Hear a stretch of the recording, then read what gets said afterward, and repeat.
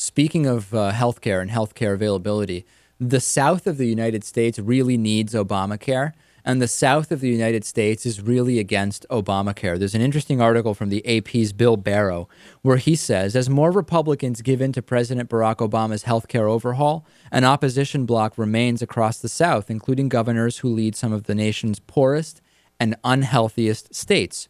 Not in South Carolina, Governor Nikki Haley declared at the recent CPAC conference. We will not expand Medicaid on President Obama's watch. We will not expand Medicaid ever. Her explanation is it will bust her budget.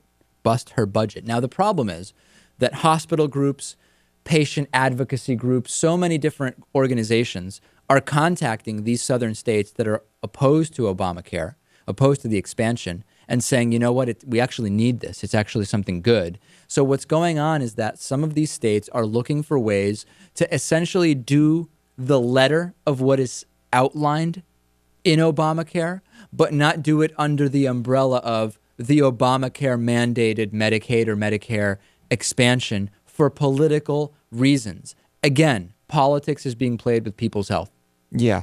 I mean, in general, if you take a lot of these southern states and remove all the government programs and help that a lot of these people run against, these states would be indistinguishable from some of the least developed countries, godforsaken third world country. And the thing about the we can't afford it thing, Natan, is, a number of different things. Number one is that this is going to be heavily subsidized for quite some time by the federal government. But number two, the states are kind of paying for problems like this already. In other words, emergency room visits, uncollectible medical debts, that are already figured into the insurance rates that we pay. The money argument, it seems to be actually the weakest argument to me.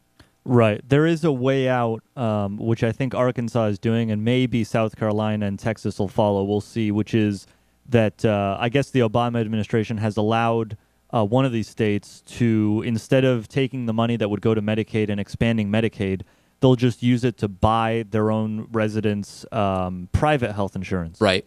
So they like this because rhetorically, it's the free market. There are private health insurance plans. So if you can do this, there are some issues with this. Like, for example, Medicaid is a lot cheaper, so the government would have to spend more money. You're going basically to the most expensive thing. Right, but if they go along with this, then at the very least, you'll have more residents in these states that are covered. All right, we're going to keep following it. Not surprising that those who most need this are most against it. Let's take a break. Join us on Facebook, facebook.com/David Pakman Show.